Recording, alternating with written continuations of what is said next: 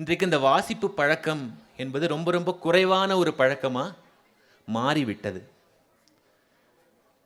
இன்றைக்கு 2K kids ஆகிய நீங்கள் ரொம்ப சர்வ சாதாரணமாக சமூக வலைத்தளங்களில் இயங்குறீங்க. இப்போ உங்களுக்கு கூகுள் இருக்கு. சார், நீங்கள் எதுக்கு புத்தகத்தை படிக்கணும்னு சொல்கிறீங்க? அறிவை வளர்த்துக்கிறதுக்கு தானே, இன்ஃபர்மேஷன் தெரிஞ்சுக்கிறதுக்கு தானே. அது எங்களுக்கு கூகுள்லேயே கிடச்சிருது சார். நான் ஒரு செல்ஃபோன் எடுத்து ஒரு பட்டன் ப்ரெஸ் பண்ணால் கூகுள் எல்லாமே சொல்லிடுது. அப்புறம் எதுக்கு சார் எனக்கு புத்தகங்கள் அப்படின்னு நீங்கள் கேட்கலாம். நான் உங்களை மாதிரி இருந்தப்போ நல்ல வேளை கூகுள் இல்லை. கூகுள் நம்மளுடைய நிறையா பணிகளை எளிமையாக்கி கொடுத்துருக்கு. அப்போ கூகுளே தேவையில்லையா சார் அப்படின்னா நான் அப்படி சொல்ல வரல. ஆனால் புத்தகங்கள் செய்யக்கூடிய ஒரு மேஜிக் கூகுளால் செய்ய முடியாது. இன்ஃபேக்ட் ஆர்டிஃபிஷியல் இன்டெலிஜென்ஸால் கூட அந்த மேஜிக்கை செய்ய முடியாது. அப்படி என்ன புத்தகங்கள் உங்களை பண்ணிடும் அப்படின்னா, ஒரு புத்தகத்துக்குள்ளே போவது என்பது ஒரு கிட்டத்தட்ட ஒரு காட்டுக்குள்ளே போகிற மாதிரி தான். காட்டுக்குள்ளே போய் தான் நீங்கள் தவம் செய்யணும்னு கிடையாது. இந்த புத்தக வாசிப்பு அப்படிங்கிறது ஒரு தவம். அதை பற்றி நான் பின்னாடி சொல்கிறேன். இப்போ நீங்கள் வாட்ஸ்அப், ஃபேஸ்புக், ட்விட்டர், இன்னும் எத்தனையோ சமூக வலைத்தளங்களில் நீங்கள் ரொம்ப ஆக்டிவாக இருக்கீங்க. அதுதான் உங்களுடைய உலகமாக இருக்குது. நானும் தான் இருக்கேன், நான் மறுக்கலை. ஆனால் இன்றைக்கு நீங்கள் பெரும்பாலும் ஷார்ட்ஸ் பார்க்குறீங்க, அதுக்கப்புறம் ஃபேஸ்புக் ரீல்ஸ் பார்க்குறீங்க. இதெல்லாம் உங்களுக்கு மிகப்பெரிய ஒரு கேளிக்கையாக இருக்குது. அது உங்களுடைய உலகமாக இருக்குது. ஆனால் கொஞ்சம் தொலைநோக்கு பார்வையோடு சிந்தித்தால் இந்த ஒரு பழக்கம் நல்லதா கெட்டதா அப்படின்னு நீங்கள் யோசிக்கணும். இந்த வயதில் என்டர்டெயின்மெண்ட் தேடுறது தப்புன்னு நான் சொல்ல மாட்டேன். ஆனால் அதற்கு ஒரு எல்லை வேண்டும். வாட்ஸ்ஆப்பில் ஸ்டேட்டஸ் போடுறதை விட சமூகத்தில் நாம் ஒரு நல்ல ஸ்டேட்டஸில் இருக்கோமா என்பது தான் ரொம்ப முக்கியம். ஃபேஸ்புக்கில், ட்விட்டர்னு சொல்லக்கூடாது, எக்ஸ்ன்னு சொல்லணும் இல்லையா? அதில் ட்ரெண்டிங்கில் இருக்கிறத விட, சமூக வலைத்தளங்களில் ட்ரெண்டிங்கில் இருக்கிறத விட, சமூகத்தில் நீங்கள் எப்போதுமே ஒரு ட்ரெண்டிங்கான ஒரு பர்சனாலிட்டியாக இருக்கணும். அதுதான் ரொம்ப முக்கியம். அதற்கு முக்கியமான ஒரு காரணியாக இருக்க போகிறது புத்தகங்கள் தான். நீங்கள் வாழ்க்கையில் ஜெயிக்கணும்னு நினைக்கிறீங்களா? கண்டிப்பாக இங்கே இருக்கிற மாணவர்கள் அனைவருக்குமே ஒரு கனவு இருக்கும். அந்த கனவு நனவாகணும்னு நீங்கள் ஆசைப்படுறீங்க அப்படின்னா நீங்கள் ஒரு வாசகராக மாறணும். எனக்கு எழுத்து கூட்டி படிக்க தெரியும், எனக்கு தமிழ் தெரியும், ஆங்கிலம் தெரியும், என்னால் ஒரு புத்தகத்தை படிக்க முடியும் என்று சொல்வது வாசிப்பு பழக்கம் கிடையாது. அப்படி இருக்கிறவங்க படிப்பாளிகள். ஆனால் ஒரு புத்தகத்துக்கிட்ட தன்னையே ஒப்படைச்சு இந்த புத்தகம் நம்மளை செதுக்கட்டும் அப்படின்னு நினைக்கிறவங்க தான் வாசகர்கள். சரி, புத்தக வாசிப்பு என்ன செய்யும்? ஏன் அது தேவை? முதல்ல இந்த புத்தகம் வாசிப்பு அப்படிங்கிற ஒரு பழக்கத்தை நீங்கள் உங்களுக்குள்ளே கொண்டு வந்தீங்க அப்படின்னா நீங்கள் முற்றிலும் வேற ஒரு மனிதராக, வேற மாதிரி, வேற லெவல் சகோ அப்படின்னு சொல்கிறோம் இல்லையா, அந்த மாதிரி ஒரு மனிதராக புத்தகம் உங்களை மெல்ல மெல்ல மாற்றும். இந்த அறிவுரை என்பது உங்களுக்கு மட்டும் இல்லை, அறிவுரை என்று பெரியவர்களுக்கு சொல்லக்கூடாது. இந்த ஒரு பரிந்துரை பெற்றோர்களுக்கும் ஆனது தான், ஆசிரியர்களுக்கும் ஆனது தான். பெற்றோர்களும் சரி, ஆசிரியர்களும் சரி, என்னுடைய ஒரு வேண்டுகோள் இது. மடிக்கணினியோ, அதாவது லேப்டாப் அல்லது செல்ஃபோன், அது தேவைக்கேற்ப மட்டுமே பயன்படுத்திவிட்டு நம்முடைய வீட்டிலேயே நம்முடைய குழந்தைகளுக்கு முன்னால் நாம் புத்தகம் வாசித்தல் அப்படிங்கிற ஒரு பழக்கத்தை மேற்கொள்ள வேண்டும். அதுவும் இன்றைய நவீன தொழில்நுட்ப சமூக வலைத்தள யுகத்தில் இந்த புத்தக வாசிப்பு it will do wonders for you, it will do miracles for you. அப்படி என்ன நடக்கும் சார்? உங்களுடைய பர்சனாலிட்டி மாறும். என்ன பர்சனாலிட்டி மாறும்? புத்தகம் எடுத்து வாசிக்கும்போது உங்களுக்கு பொறுமை அப்படிங்கிற குணம் மெல்ல வரும். நீங்கள் சமூக வலைத்தளங்களில் என்டர்டெயின்மெண்ட் அப்படிங்கிறதுக்கு முக்கியத்துவம் கொடுத்து ஷார்ட்ஸ் பார்க்குறது, ரீல்ஸ் பார்க்குறது, அல்லது செல்ஃபி எடுக்கிறது, நீங்கள் ஒரு வீடியோ போஸ்ட் பண்ணுறது என்று நீங்கள் திரும்ப திரும்ப செய்து கொண்டே இருந்தீர்கள் என்றால் உங்களால் ஃபோக்கஸ் செய்ய முடியாது. ஒரு வீடியோவையோ அல்லது ஒரு கருத்தையோ நீண்ட நேரம் உங்களால் கேட்டு உள்வாங்கிக் கொள்ள முடியாமல் போகும். அந்த ஒரு அபாயம் இந்த செல்ஃபோன் பார்க்குறதுல, இந்த சமூக வலைத்தளங்களில் இருக்கிறதுல உங்களுக்கு ஏற்படும். முதல்ல பார்க்கும்போது சூப்பராக தான் இருக்கும். ஆனால் தொடர்ந்து நீங்கள் அதிலேயே ஈடுபட்டு கொண்டிருக்கும் போது உங்களுடைய ஃபோக்கஸிங் பவர் குறைஞ்சிரும். உங்களால் நீண்ட நேரம் ஒரு விஷயத்தை உள்வாங்க முடியாது. நீண்ட நேரம் உள்வாங்க முடியாமல் போகும்போது உங்களால் அதை நினைவில் வைத்துக்கொள்ள முடியாது. நினைவில் வைத்துக்கொள்ளாமல் போகும்போது உங்களால் எந்த ஒரு விஷயத்திலும் முழுவதுமாக ஃபோக்கஸ் பண்ண முடியாது. வெற்றிக்கு அடிப்படை தேவை என்ன? ஃபோக்கஸ். இது ஒரு டெக்ஸ்ட் புக் வார்த்தை. ஃபோக்கஸ், கான்சென்ட்ரேஷன் அல்லது பர்சிவியரன்ஸ், இந்த மாதிரி நிறைய அழகழகான இங்கிலீஷ் வார்த்தைகள்லாம் நீங்கள் பள்ளிக்கூடத்தில் படிச்சிருக்கீங்க. உங்களுக்கு பிடிச்ச மாதிரி தமிழில் இதுக்கு ஒரு அழகான வார்த்தை இருக்குது. அப்படி என்ன சார் ஃபோக்கஸ்? புத்தகம் அப்படி என்ன செய்யும் அப்படின்னா வெறித்தனமாக உங்களை ஆக்கும். வெறித்தனமாக உங்களை ஆக்கும்னா எந்த இலக்கு நோக்கி நீங்கள் போகணும்னு நினைக்கிறீங்களோ அதில் மட்டுமே உங்களை பயணிக்க வைக்கும். இன்றைய காலகட்டத்தில் உங்களுக்கு ஏகப்பட்ட வசதிகள் இருக்குது.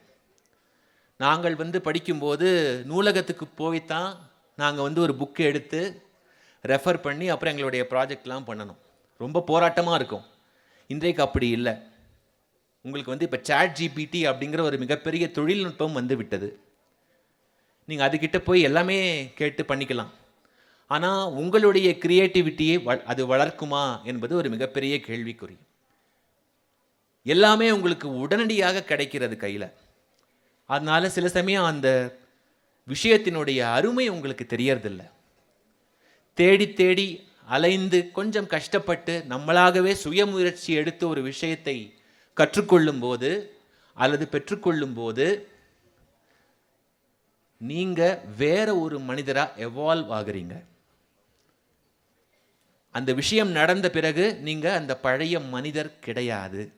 நீங்கள் 2.0 அப்படின்னு ஒரு வேர்ஷன் அப்டேட் எப்படி நம்ம ஆண்ட்ராய்டு மொபைல் ஃபோன்ஸுக்கு ஐஃபோன்ஸுக்கு வருகிறதோ நீங்கள் வேர்ஷன் அப்டேட் ஆகிட்டே இருப்பீங்க. இந்த புத்தக வாசிப்பு பழக்கம் உங்களுடைய மனசை ஒரு நிலைப்படுத்தும். அதனை சார் ஒரு நிலைப்படுத்தும், கொஞ்சம் புரியாத தமிழாக இருக்கேன்னா ஃபோக்கஸ் பண்ண வைக்கும். நீங்கள் ஃபோக்கஸ் பண்ணுறதுக்கு தியானம் பண்ணணும், அதாவது மெடிடேஷன் பண்ணணும், யோகா பண்ணணும் என்று கட்டாயம் இல்லை. அதெல்லாம் பண்ணால் சூப்பர், அதெல்லாம் நான் இல்லைன்னு சொல்லலை. ஆனால் அதை விட உங்களுக்கு ரொம்ப ஈஸியான ஒரு வழி ஃபோக்கஸ் பண்ணுறதுக்கு என்ன அப்படின்னா புத்தகங்கள்.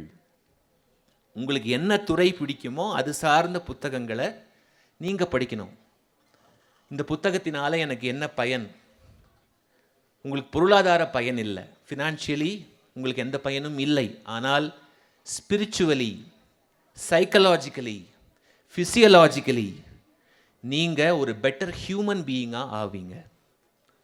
அதுதான் புத்தக வாசிப்பினுடைய மிக மிக முக்கியமான ஒரு பெனிஃபிட். இந்த பெனிஃபிட்டை நாம் ரொம்ப லைட்டாக எடுத்துக்கிறோம். இதை நாம் ஒரு பொருட்டாக மதிக்கிறது இல்லை. நமக்கு என்டர்டெயின்மெண்ட் பெருசாக இருக்குது, அந்த கணநேர சந்தோஷம் நமக்கு பெருசாக இருக்குது. அந்த கணநேர சந்தோஷத்தை கொஞ்சம் நீங்கள் தியாகம் பண்ணிங்கன்னா நீங்கள் மற்றவங்க கிட்டேருந்து வித்தியாசப்படுவீங்க. 100 இருக்கிறது எப்போதுமே சமூக வலைத்தளங்களில் ரீல்ஸ் பார்க்குறது, ஷார்ட்ஸ் பார்க்குறது. ஆனால் 100 இருக்கணும் அப்படின்னா அதுலேருந்து கொஞ்சம் வெளியில் வரணும்.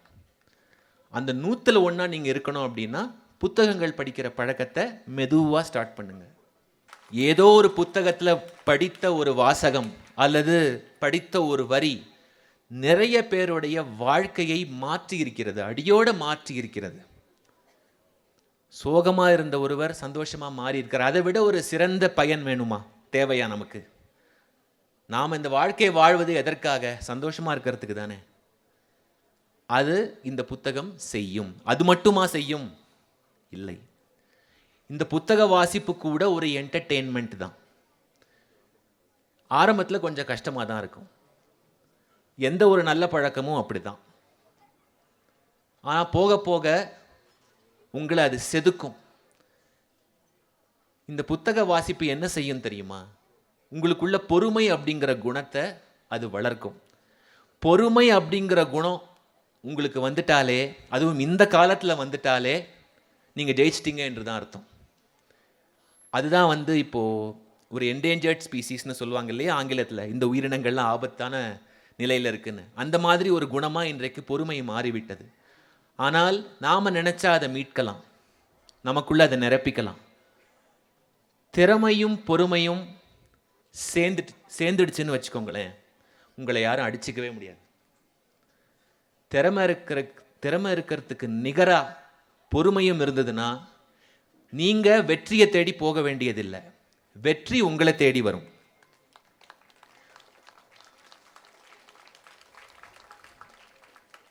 It is not our aptitude, but our attitude that determines our altitude. இவ்வளோ பெரிய வாசகத்தை இதை நீங்கள் அடையறதுக்கு இந்த வாசகம் சொல்லக்கூடிய ஒரு கருத்து இருக்கு இல்லையா? நீங்கள் உயர உயர பறக்கணும்னா, அதாவது ரொம்ப ஒரு அழகான ஒரு விஷயம், ஒரு அழகான முரண். என்னன்னா, முரண்னா ஒரு ஆப்போசிட்டான ரெண்டு விஷயங்கள். நீங்கள் உயர உயர பறக்கணும் வாழ்க்கையில் அப்படின்னா, நீங்கள் குனிஞ்சு குனிஞ்சு புத்தகத்தை படிக்கணும். எவ்வளோ ஆச்சரியம் பாருங்களேன். பொதுவாக குனியும் போது நம்ம தாழ்ந்து கீழே தான் போவோம். ஆனால் புத்தகத்தை படிப்பதற்காக நாம் குனிகிறோம் அப்படின்னா நாம் வாழ்க்கையில் உயர்கின்றோம் அப்படின்னு அர்த்தம். பொறுமை உங்களுக்கு வளரும்போது, இது ஒரு ப்ராக்டிஸாக நீங்கள் செய்யும்போது தன்னால் உங்கள் மனசுக்கு ஃபோக்கஸ் வரும். இந்த ஃபோக்கஸ் வந்தால் என்ன பிரயோஜனம் சார்?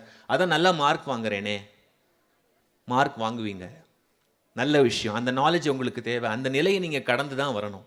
நம்ம எக்ஸாம் எழுதாமல் இருக்க முடியாது, பாட புத்தகத்தை படிக்காமல் இருக்க முடியாது. ஆனால் பாட புத்தகத்தை நீங்கள் எவ்வளோ நாள் படிப்பீங்க? உங்கள் பள்ளிக்காலம் முழுவதும் படிக்கணும், அப்புறம் கல்லூரிக்கு போனால் படிக்கணும், அதற்கு பிறகு வேலை, அப்புறம் ஒரு இயந்திரத்தனமான வாழ்க்கைக்குள்ளே நீங்கள் சிக்கிக்கொள்ளக்கூடாது. நம்முடைய கலாச்சாரம் எப்பேற்பட்ட கலாச்சாரம் தெரியுமா? பகிர்வு கலாச்சாரம். பகிர்வுன்னா ஷேரிங்னு அர்த்தம். ஆனால் அன்ஃபார்ச்சுனேட்லி இந்த பகிர்வு கலாச்சாரத்திலிருந்து நம்ம ரொம்பவே போயிட்டோம். பகிர்வு கலாச்சாரமாக இருந்த நம்ம சமூகம் இன்றைக்கு எப்படி ஆகிடுச்சு அப்படின்னா, நுகர்வு கலாச்சாரமாக ஆயிடுச்சு. நுகர்வுனா என்ன? கன்சியூமரிசம்.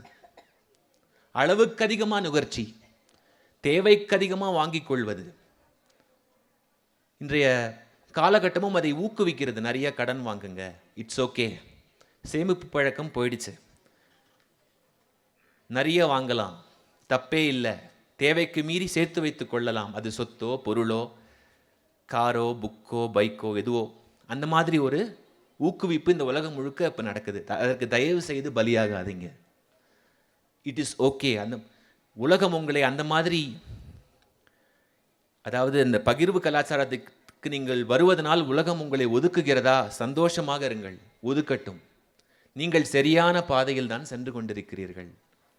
எப்போதுமே சரியான பாதையில் செல்வது கடினமாகத்தான் இருக்கும், ஆனால் முடிவு நல்லதாகவே இருக்கும். இந்த புத்தகம் படிக்க படிக்க உங்களுக்கு ஃபோக்கஸ் வரும்னு சொன்னேன். அந்த ஃபோக்கஸ் தொடர்ந்து பண்ண உங்களுக்கு ஒரு மன உறுதி வேணும். மன உறுதி வந்துடும். எதற்கு மன உறுதி? எவ்வளவு பெரிய வேலையாக இருந்தாலும் சரி, பார்த்துக்கலாம் சார், என்ன பெருசாக ஆகிட போகுது. அந்த மன உறுதி வந்துவிட்டால் போதும். எப்பேற்பட்ட தடையே வந்தாலும் சரி, எப்பேற்பட்ட ஸ்பீட் பிரேக்கராக இருந்தாலும் சரி, சுனாமியே வந்தாலும் சரி, நீங்கள் சுனாமியிலேயே ஸ்விம்மிங் பண்ணலாம். அப்பேற்பட்ட ஒரு தைரியத்தை அந்த புத்தகம் கொடுக்கும். இந்த காகிதம் என்ன செய்யும் அப்படின்னு நீங்கள் நினைக்காதீங்க. அந்த காகிதம் உங்களுடைய வாழ்க்கையையே மாற்றலாம், ப்ரொவைடட் நீங்கள் அதற்கு தயாராக இருந்தால். இன்றைக்கு செல்ஃபோன்ஸ், அதுக்கப்புறம் சமூக வலைத்தளங்கள்லாம் பெருகி இருந்தாலும் புத்தகங்கள் தொடர்ந்து வந்துட்டு தான் இருக்கு. புத்தகங்களை எழுதக்கூடிய ஆர்வம் எழுத்தாளர்களுக்கு இன்னும் குறையலை. உங்களுக்காக அவங்க நிறைய எழுதிக்கிட்டே தான் இருக்காங்க. இந்த மன உறுதி தான் எல்லாமே. இதனால்தான் என்னுடைய எள்ளுப்பாட்டனார் பாரதியார் என்ன சொன்னார்? எல்லாருக்கும் தெரிந்த ஒரு பாடல் தான் அது. மனதில் உறுதி வேண்டும், மனதில் உறுதி வேண்டும், வாக்கினிலே இனிமை வேண்டும், நினைவு நல்லது வேண்டும், நெருங்கின பொருள் கைப்பட வேண்டும், மனதில் உறுதி வேண்டும், கண் திறந்திட வேண்டும். நமக்கு என்ன தேவை வாழ்க்கையில்? அவர் ட்ரீம்ஸ் ஷுட் கம் ட்ரூ, அவ்வளோதானே? அதை அவர் சொல்லிட்டு போயிட்டாரு. கனவு மெய்ப்பட வேண்டும். ஆனால் இதற்கெல்லாம் விதை என்னது? ரூட் மனதில் உறுதி வேண்டும். அதுதான் எல்லாமே. இது பிடிவாதம்னு சொல்லக்கூடாது, வைராகியம்னு சொல்லணும். எனக்கு இதுதான் வேணும். நான் ஒரு பைலட் ஆகணும்னா என்னுடைய சிந்தனை முழுக்க அதுதான் இருக்கணும். நான் ஒரு மிகப்பெரிய ஆர்டிஸ்ட் ஆகணும், ஒரு பாடகன் ஆகணும்னா என்னுடைய சிந்தனை முழுக்க அதுதான் இருக்கணும். அங்கே இங்கே போயிட்டு வரக்கூடாது. இன்னொரு ஒரு பாதிப்பு என்ன தெரியுமா? இந்த தொடர்ந்து இந்த யூடியூப்போ ஃபேஸ்புக்கோ அதெல்லாம் பார்க்கும்போது, இப்போ உங்களுக்கு தெரியும், நான் ஒன்றும் உங்களுக்கு புதுசாக டெக்னாலஜிலாம் கற்றுத்தர தேவையில்லை. நீங்கள் ஒரு செட் ஆஃப் வீடியோஸ் பார்க்குறீங்க யூடியூப்பில் அப்படின்னா உங்களுடைய ரசனை அதற்கு தெரிஞ்சிடும். சஜஸ்ட் பண்ண நீங்கள் அதை பார்த்துருக்கலாம். இது என்ன ஆகும்னா மெல்ல மெல்ல உங்களுக்கு ஒரு சலிப்பு வந்துடும். ஏன்னா உங்களால் தொடர்ந்து ஃபோக்கஸ் பண்ண முடியாமல் போய் சலிப்பு வந்ததுனால உங்களுக்கு ஒரு சோர்வும் வந்துடும். இந்த இளம் வயதில் அது வேண்டாம். அதற்கு மாறாக நீங்கள் இயற்கையோடு இன்னும் நெருங்கி பழக பழக, அதுவும் புத்தக வாசிப்போடு சேர்ந்து நான் சொல்கிறேன், அதுவும் ஊட்டி மாதிரியான ஒரு பசுமையான மலை பிரதேசத்தில் நீங்கள் இருக்கீங்க. நான் இயற்கை அழகை பற்றி உங்களுக்கு நான் சொல்ல தேவையில்லை. அது உங்களை அறியாமல் உங்களை செதுக்கும். நம்ம முன்னோர்கள் எப்போ இதை செஞ்சுட்டு போயிட்டாங்க. இயற்கையோடு இழந்த வாழ்வுன்னு நம்ம படிக்கிறோம் சங்க இலக்கியத்துலலாம், அகம் புறம் அப்படின்லாம். இன்றைக்கு சயின்டிஸ்ட் என்ன சொல்கிறாங்க? நம்ம முன்னோர்கள் 1000 பல்லாயிரம் ஆண்டுகளுக்கு முன்னாடி சொன்ன விஷயம், அதை இப்போ ரொம்ப ஸ்டைலாக ஆங்கிலத்தில் சொல்கிறாங்க. என்ன? Nature therapy. நம்ம முன்னோர்கள் அதை இயற்கையோடு இயைந்த வாழ்வுன்னு சொல்லிட்டு போயிட்டாங்க. நாம் அதை மிஸ் பண்ணிவிட்டு அவங்க சொல்கிறத ஏதோ புதுசாக கேட்குற மாதிரி கேட்குறோம். இந்த விஷயங்கள் எல்லாம் இளம் வயதிலேயே பெற்றோர்களுடைய ஊக்குவிப்பாலையும் ஆசிரியர்களுடைய அரவணைப்பாலும் உங்களுக்கு நிகழ்ந்ததுன்னு சொன்னால் நீங்கள் ஒரு ரேர் ஜெம். பல கற்களுக்கு மத்தியில் ஒரு ரத்தினக்கல்லா, உங்களுடைய பல கற்களுக்கு மத்தியில் ஒரு ரத்தினக்கல்லா நீங்கள் ஜொலிப்பீங்க, உங்களுக்கு வாசிப்பு பழக்கம் இருந்தால். இந்த வாசிப்பு பழக்கம் நீங்கள் வாழ்நாள் முழுக்க செய்யலாம். இது பாடப்புத்தகத்தோட கம்பேர் பண்ணி பார்க்கும்போது இதில் நிறைய அட்வான்டேஜஸ் இருக்குது. பாடப்புத்தகத்தை நம்ம படிக்கும்போது ஒரு சின்ன ப்ரெஷர் இருக்குது. நம்ம இந்த நேரத்துக்குள்ளே அதை படிக்கணும், மார்க் வாங்கிறதுக்காக இதை எப்படியாவது நம்ம படித்தே ஆகணும். சம்டைம்ஸ் நாம் அதை மக்கப் பண்ணுறோம். இதெல்லாம் நானும் பண்ணியிருக்கேன், அதெல்லாம் நான் சொல்கிறேன். ஆனால் ஒரு புத்தகத்தை படிக்கும்போது அந்த மாதிரி எந்த ப்ரெஷருமே இல்லை. நீங்கள் சந்தோஷமாக படிக்கலாம், எந்த நேர கட்டுப்பாடும் இல்லை. சரி, இது மட்டும்தான் பெனிஃபிட்ஸா சார்? ரொம்ப ட்ரையாக இருக்கே சார், வரும் நிறைய செதுக்குன்னு சொல்கிறீங்க, அதெல்லாம் ஓகே சார். வேறு எதுவும் எங்களுக்கு எக்ஸைட்டிங்காக அதுவும் இல்லையா சார்? நாங்களாம் யூத்து சார் அப்படின்னு நீங்கள் யோசிக்கிறது எனக்கு கேட்குது. புத்தக வாசிப்பு ஒரு என்டர்டெயின்மெண்ட்டும் கூட. என்ன என்டர்டெயின்மெண்ட்? ஒரு புத்தகம் அப்படிங்கிறது வெறும் ஒரு தகவல் களஞ்சியமா? It is not just a storehouse of information. புத்தகம் அப்படிங்கிறது என்ன? யார் அந்த புத்தகத்தை எழுதியிருக்காங்களோ அந்த எழுத்தாளருடைய மனசு தான் அந்த புத்தகம். அகம் அப்படின்னு தமிழில் ஒரு வார்த்தை இருக்கு. அகம் அப்படிங்கிற சொல்லுக்கு வீடுன்னு ஒரு பொருள், மனசுங்கிறது இன்னொரு பொருள். உங்களுக்காக நீங்கள் சந்தோஷமாக இருக்கணும், நீங்கள் பயன் பெறணும் அப்படிங்கிறதுக்காக நீங்கள் பார்க்காத ஒருத்தர், அவர் உலகத்தில் எங்கே வேணாலும் இருக்கலாம், அவர் உங்களுக்காக எழுதுகிறார். தன்னுடைய நேரத்தை ஒதுக்கி தன்னுடைய உழைப்பை போட்டு ஒரு புத்தகத்தை எழுதுகிறார். அது ஃபிக்ஷனாக இருக்கலாம், நான் ஃபிக்ஷனாக இருக்கலாம், எப்படிப்பட்ட புத்தகமாக வேண்டுமானாலும் இருக்கலாம்.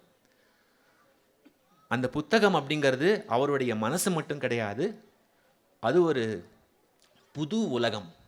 இந்த உலகத்தில் இருந்து கொண்டே பல்வேறு உலகங்களுக்கு ஒரே சமயத்தில் நீங்கள் டைம் டிராவல் பண்ணணுமா? புத்தகம் படிங்க. இந்த வாழ்க்கையை வாழ்ந்து கொண்டே ஒரே சமயத்தில் பல வாழ்க்கைகள், பல பேருடைய வாழ்க்கைகளை நீங்கள் வாழணுமா? புத்தகம் படிங்க. இப்போ நம்ம எல்லாருக்குமே எல்லா விதமான அனுபவங்களும் கிடைக்கும்னு சொல்ல முடியாது. நமக்கு கிடைத்த அனுபவம் இன்னொருத்தருக்கு கிடைத்திருக்காது. அவருக்கு நடந்த சம்பவம் நமக்கு நடந்திருக்கணும்னு எந்த கட்டாயமும் இல்லை. ஆனால் புத்தகம் அந்த ஒரு ஃபேண்டசியை நமக்காக பண்ணும்.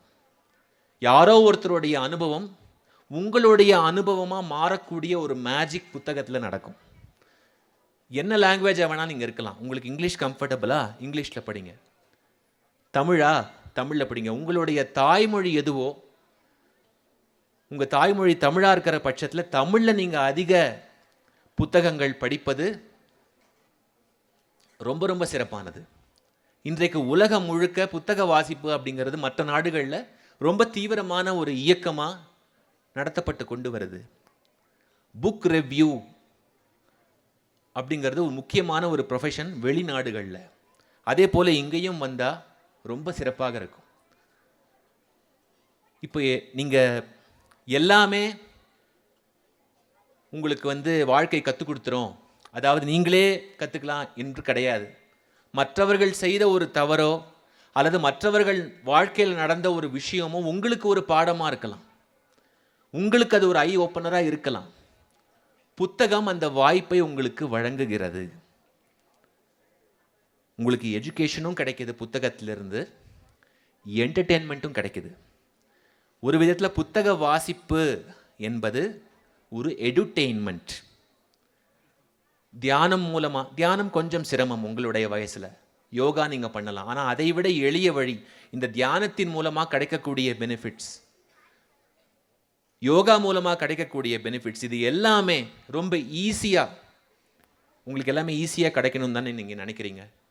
ஒரு டச் பண்ணால், முன்னாடியெல்லாம் நாங்கள் எப்பயாவது தான் ஹோட்டல் போய் சாப்பிடுவோம். இப்போ அன்றாடமே ஹோட்டலில் தான் சாப்பிட்றோம். ஏன்னா இப்போ ஏகப்பட்ட ஆப்ஸ் நம்மக்கிட்ட இருக்குது. எடுத்து ஒரு டச் பண்ணி பே பண்ணிட்டா போதும், வீட்டுக்கே டெலிவர் பண்ணிடுறாங்க. அந்த மாதிரி தானே நீங்கள் நினைக்கிறீங்க வேணும்னு. புத்தகத்தை கையில் வச்சுட்டு அதை நீங்கள் செஞ்சாலே போதும். எல்லா பெனிஃபிட்ஸும் ஒரு பேக்கேஜாக உங்கள் மனசில் டவுன்லோட் ஆகிடும் ஃப்ரீயாக. அந்த வாசிப்பு என்பது யாரோ ஒரு ஜீவன், அவருக்கு உங்கள் மொழி கூட தெரியாது, உங்களுடைய நன்மைக்காக யாரோ ஒருத்தர் உலகத்தினுடைய ஒரு கோடி மூலையில் உட்கார்ந்து எழுதுறாரு இல்லையா, அவருக்கு நீங்கள் செய்கிற அங்கீகாரம் அந்த புத்தக வாசிப்பு என்பது. சரி சார், நீங்கள் சொல்கிறதெல்லாம் ஓகே, எதுக்கு நான் புத்தகத்தை போய் வாங்கினேன் அந்த மாதிரி ஒரு ஃபார்மேட் நான் அங்கே தேர்ந்தெடுக்கணும்? நீங்கள் புத்தக வாசிக்கணும்னு சொல்கிறது ஓகே, நாங்கள் இபுக் படிக்கிறோம், நாங்கள் கிண்டலில் படிச்சுக்கிறோம், அதுவும் படிப்பு தானே, தாராளமாக படிக்கலாம், தவறே இல்லை.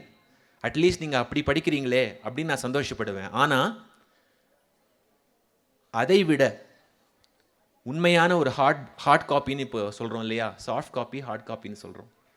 அந்த புக்கில் அந்த ஹார்ட் காப்பியை நீங்கள் தேர்ந்தெடுத்து படிக்கிறதுக்கு அதுதான் நான் சஜஸ்ட் பண்ணுவேன். ஏன் அப்படின்னா, இப்போ மின் நூல் அப்படின்னு சொல்கிறோம், இபுக், அதை நீங்கள் செல்ஃபோனில் படிக்கலாம், உங்கள் லேப்டாப்பில் படிக்கலாம். ஆனால் அது உங்களுடைய கண்களை பாதிக்கக்கூடும். அந்த செல்ஃபோனிலிருந்து வரக்கூடிய ஒரு லைட் உங்களுடைய உடம்புல ஒரு ஹார்மோன் சுரக்கும், மெலட்டோனின் அப்படின்னு. அதுதான் இரவு நேரத்தில் உங்களை தூங்க வைக்குது. இரவு நேரத்தில் அந்த ஹார்மோன் சுரந்தாதான் உங்களுக்கு உறக்கம் வரும். ஆனால் நீங்கள் செல்ஃபோனில் அல்லது மடிக்கணினியில் அல்லது கிண்டலில் ரொம்ப நேரம் அந்த லைட் உங்கள் மேலே படும்படி நீங்கள் படிச்சிங்க அப்படின்னா, கண் பாதிப்பு மட்டும் அல்ல, இந்த மெலட்டோனின் சுரக்கிறதையும் அது பாதிக்கும். அதே போல் தொடர்ந்து அதை படிச்சிங்க அப்படின்னா கவனக்குறைவு ஏற்படலாம், அது உங்களுக்கு ஒரு சோர்வுக்கு இட்டுட்டு போகலாம். ஆனால் புத்தக வாசிப்பு அப்படி கிடையாது. மின்னூல்கள் வாசிப்பது உங்களுடைய கண்களை பாதிக்கும். ஆனால் ஒரு ஹார்ட் காப்பி, அந்த உண்மையான புத்தகத்துக்குன்னு ஒரு வாசம் இருக்குது, அது ரொம்ப அழகான ஒரு வாசனை. எனக்கு வாசனை மட்டும் போதும் சார் அப்படின்னு சொல்லி புத்தகத்தை திறந்து மோந்து விட்டு வச்சிடக்கூடாது, அந்த புத்தகத்துக்குள்ளே போகணும். அந்த மின்னூல்கள் இபுக் வாசிக்கிறது உங்கள் கண்களை பாதிக்கும். ஆனால் இந்த உண்மையான புத்தகங்களை வாசிப்பது உங்களுடைய கண்களை திறக்கும். இன்னும் சிம்பிளாக சொல்லணும் அப்படின்னா, இப்போ நீங்கள் ஒரு சூரியோதயத்தை பார்க்குறீங்க, ஒரு சன்ரைஸ். நிறைய பேருக்கு அந்த ஆசை இருக்கலாம். ஆனால் அதே சன்ரைஸை ஒரு வீடியோவில் கூட நீங்கள் பார்க்கலாம். ரெண்டுத்துக்கு என்ன சார் பெரிய வித்தியாசம்? எதுக்கு நான் காலையில் எழுந்து சிரமப்பட்டு போய் சூரியோதயத்தை பார்க்கணும்? நான் செல்ஃபோனில் வந்து கூகுளில் சர்ச் பண்ணால், யூடியூப்பில் சன்ரைஸ்னு சர்ச் பண்ணால் வந்துடுமே அப்படின்னு நீங்கள் கேட்கலாம். ஆனால் ஒரு வீடியோவில் யூடியூப்பில் நீங்கள் பார்க்குற சன்ரைஸுக்கும் நீங்கள் நிஜமாக சூரியனுக்கு முன்னாடி நின்று அந்த உதயத்தை பார்க்குறதுக்கும் வித்தியாசம் இருக்கா இல்லையா? உண்மையான புத்தகத்தை, அதாவது ஹார்ட் காப்பியை படிக்கிறதுக்கும் ஒரு இபுக்கை படிக்கிறதுக்கும் அதுதான் வித்தியாசம். ஒரு இபுக்கை படிக்கிறது என்பது ஒரு காணொளியில், அதாவது காணொளினா வீடியோ. ஒரு மின்னூல் இபுக்கை படிக்கிறது அப்படிங்கிறது ஒரு வீடியோவில் சூரியோதயத்தை பார்த்து ஆஹா சூப்பர் அப்படின்னு சொல்கிற மாதிரி. ஆனால் ஒரு உண்மையான புக்கை நீங்கள் திறந்து ஃபோக்கஸோட படிக்கிறது அப்படிங்கிறது நேருக்கு நேராக சூரியோதயத்தை பார்க்குற மாதிரி. உண்மையான புக்கு, இன்னொரு உதாரணம் கூட என்னால் சொல்ல முடியும். உண்மையான ஒரு புக்கை திறந்து நீங்கள் படிக்கிறது அப்படிங்கிறது ஒரு வழிபாட்டு தலத்துக்கு போய் தெய்வத்தை கும்பிடுற மாதிரி, தெய்வத்தை தரிசனம் பண்ணுற மாதிரி. ஆனால் இந்த புக்கை திறந்து படிக்கிறது ஒரு ஃபோட்டோவில் தெய்வத்தை பார்த்து கும்பிட்டுக்கிற மாதிரி. அதுதான் வித்தியாசம். இன்னும் நிறைய பெனிஃபிட்ஸ் இதில் சொல்லிக்கொண்டே போகலாம். நான் என்ன உங்ககிட்ட சொல்லணும் அப்படின்னு நினைக்கிறேன் அப்படின்னா, இந்த புத்தக வாசிப்பு உங்களை வந்து ஒரு மிகப்பெரிய வெற்றியாளராக, ஒரு சக்ஸஸ்ஃபுல் ஹியூமன் பீயிங்காக மட்டும் மாற்றாது. வாழ்நாள் முழுக்க நீங்கள் வெறும் ஒரு நுகர்வோராக, ஒரு கன்சியூமராக மட்டும் இருந்துடவே கூடாது. கன்சியூமரிசத்தையும் தாண்டி ஒவ்வொருத்தருக்கும் நல்ல ரசனை வேணும். நீங்கள் நல்லா சாப்பிட்றவராக கூட இருக்கலாம், தப்பே இல்லை. நானும் ஒரு ஃபுட்டி தான். ஆனால் ஃபுட்டி அப்படிங்கிறது நிறைய சாப்பிட்றவர் ஃபுட்டி கிடையாது. எந்த இடத்துல எந்த சாப்பாடு ரொம்ப நல்லாயிருக்கும், எந்த காம்போ நல்லாயிருக்கும் அப்படின்னு தெரிந்து வைத்துக் கொள்பவன் ஒரு ஃபுட்டி. அதுதான் உண்மையான ஃபுட்டிக்கான டெஃபனிஷன். நல்ல புத்தகங்களை நீங்கள் திரும்ப திரும்ப தேர்ந்தெடுத்து படிக்கும்போது நீங்கள் ஒரு சாதாரண சராசரி கன்சியூமர் அப்படிங்கிற நிலையிலிருந்து ஒரு ரசிகராக, ஒரு ரசனைக்குரியவராக மாறுறீங்க. இயந்திரத்தனமான வாழ்க்கை எல்லாருக்குமே தான் இருக்கு. இருந்தோம், வாழ்ந்தோம், சென்றோம், பணம் சம்பாதிச்சோம், சொத்து சேர்த்தோம் இன்று இல்லாமல் நம்மளுடைய வாழ்க்கை தரத்தை உயர்த்தணும் என்று நினைக்கணும். இப்போ வந்து இந்த ஸ்டேஜில் வந்து மாணவர்கள் பெர்ஃபார்ம் பண்ணாங்க. தலை சாங்ஸ் பண்ணீங்க, தளபதி சாங்ஸ்லாம் பண்ணீங்க, சூப்பர் ஸ்டார் சாங்ஸ்லாம் பண்ணீங்க. அழகிய தமிழ் மகன்னு ஒரு படம் வந்தது, தளபதி நடித்தது. அதில் வந்து ரொம்ப அழகான ஒரு பாடல் உண்டு. எல்லா புகழும் ஒருவன் ஒருவனுக்கே, நீ நதி போல ஓடிக்கொண்டிரு, எந்த வேர்வைக்கும் வெற்றிகள் வேர்வைக்குமே, உன்னை உள்ளத்தில் ஊர் வைக்குமே, முன்னால் முன்னால் முன்னால் முன்னால் வாடா அப்படின்னு ஒரு நல்ல பாட்டு இருக்கு. அதில் ஒரு வரி வரும், மாணவன் மனது வைத்தால் நீங்க தான், முடியாது என்பது இல்லை, இருந்தோம் பிறந்தோம் இருந்தோம் சென்றோம் என்ற வாழ்வை தூக்கி போடடா அப்படின்னு உங்க தளபதியே சொல்லியிருக்காரு.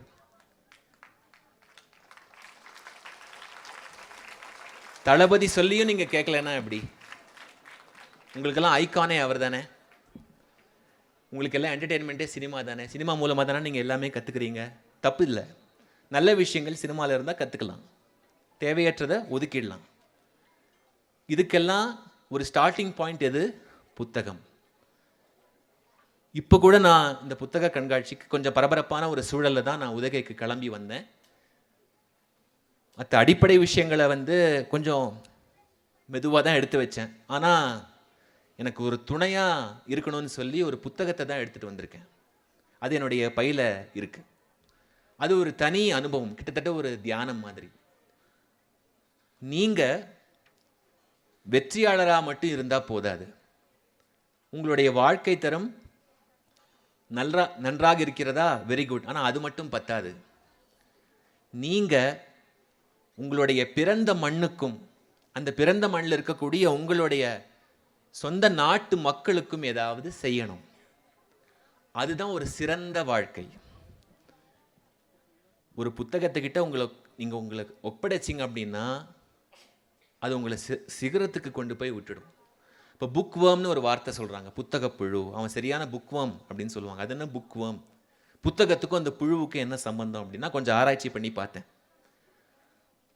இப்போது ஒரு டைப் ஆஃப் பீட்டில் இருக்குது. அது வந்து அந்த வண்டு மரத்தையே துளையிடும். அந்த வண்டோட குழந்தைக்கு நம்ம என்ன சொல்லுவோம்? இங்கிலீஷில் லார்வே சொல்லுவோம், தமிழில் புழு.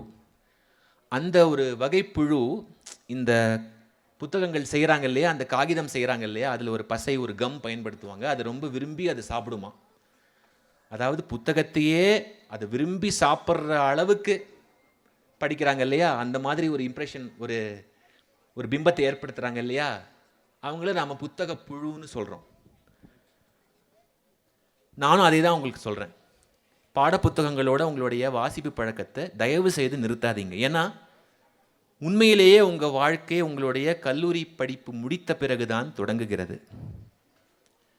நீங்கள் இயந்திர மனிதனாக இருக்க போகிறீர்களா அல்லது இதயபூர்வமான ஒரு மனிதனாக இருக்க போகிறீர்களா அப்படிங்கிறத நீங்கள் தான் தீர்மானம் பண்ணணும். ஒரு புத்தக புழுவாக இருங்க, அந்த புத்தகத்துக்குள்ளே போங்க. முடிச்சுட்டு வெளியில் வரும்போது ஒரு மண்புழுவாக வெளியில் வாங்க. மண்புழு போன்ற ஒரு சிறந்த நண்பன் இந்த உலகத்துக்கு கிடையாது. மனிதர்களால் கூட பிரயோஜனம் இல்லாமல் போகலாம், ஆனால் மண்புழுவால் பிரயோஜனமே இல்லை என்று சொல்ல முடியாது. அப்படி என்ன சார் மண்புழு செய்யுது என்று நீங்கள் கேட்கலாம். எர்த்வர்ம், அதுதான் இந்த பூமியில் துளையிடுகிறது. இப்போ அது அருகிப்போன ரொம்ப ஒரு என்டேஞ்சர்ட் ஸ்பீசிஸாக மண்புழு ஆகிறது. கல்யாண்ஜி என்று ஒரு கவிஞர் இருக்கிறார், மிக புகழ்பெற்ற ஒரு கவிஞர். வண்ணதாசன் என்றும் அவருக்கு ஒரு புனைப்பெயர். அவர் ஒரு கவிதை எழுதியிருந்தார். தெருவுக்கு தெரு பார்க்க முடிகிறது யானையை. தெருவுக்கு தெரு பார்க்க முடிகிறது யானையை. எனக்கு சரியான வார்த்தைகள் ஞாபகம் இல்லை, ஆனால் கருத்து இதுதான். தெருவுக்கு தெரு பார்க்க முடிகிறது யானையை, ஆனால் பார்க்கவே முடியவில்லை மண்புழுவை அப்படின்னு எழுதியிருந்தார். இந்த மண்புழு துளையிடுறதுனால தான் அந்த மண்ணுக்குள்ள காற்றும் சூரிய ஒளியும் போகுது. அந்த காற்றும் சூரிய ஒளியும் புகுந்த பின்பு தான் அந்த மண்ணில் நீங்கள் நட்டு வளர்க்கின்ற செடியோ மரமோ ரொம்ப செழிப்பாக வளரும். நீங்கள் அதுபோல உங்களுடைய வாழ்க்கையை அமைச்சிக்கணும் அப்படிங்கிறது என்னுடைய வேண்டுகோள். நீங்கள் எந்த துறையில் இருந்தாலும் சரி, நீங்கள் உலகெங்கும் பயணிக்கலாம், எங்கே வேண்டுமானாலும் நீங்கள் இருக்கலாம், சாதிக்கலாம், அதெல்லாம் எங்களுக்கு பெருமைதான். ஆனால் உங்களுடைய வேர் இந்த பூமி. இந்த வேரை நீங்கள் ஒருபோதும் மறக்கக்கூடாது. நீங்கள் மண்புழுவாக இந்த சமூகத்துக்கும் இந்த நாட்டுக்கும் உங்களால் ஆன நல்லதை செய்ய வேண்டும். அதுவும் தமிழ்மொழி சார்ந்த புத்தகங்களை நீங்கள் அதிகம் படித்தால், ஏன்னா உங்களுடைய தாய்மொழியோட உங்களுக்கு ரொம்ப நெருங்கிய ஒரு பந்தம் இருக்கு, ஆனால் அது உங்களுக்கே தெரியாது. இந்த மொழி வெறும் கம்யூனிகேஷன் டூல் கிடையாது. இந்த மொழி ஒரு பண்பாட்டு சுரங்கம், இந்த இனத்தோடைய அடையாளம். மொழியை அழித்து விட்டால் ஒரு இனமே அழிந்து விட்டதாக அர்த்தம். இந்த மொழி தான் உங்களுக்கு பண்பாட்டோடு கனெக்ட் ஆகிருக்கு, வரலாறோட கனெக்ட் ஆகிருக்கு, உங்களுடைய ஆன்மீகத்தோட கனெக்ட் ஆகிருக்கு, கலைகளோட கனெக்ட் ஆகிருக்கு, இலக்கியத்தோட கனெக்ட் ஆகிருக்கு. மொழி இல்லை அப்படின்னா இது எல்லாமே இல்லை.